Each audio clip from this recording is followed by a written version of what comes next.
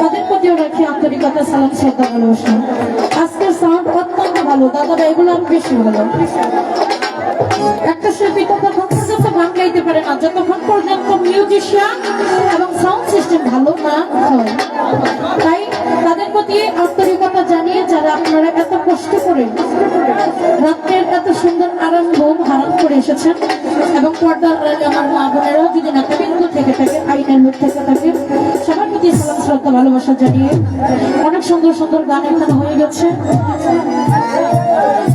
এবং কিন্তু আমরা দেখলাম খুব ভালো লাগলো, তাই না?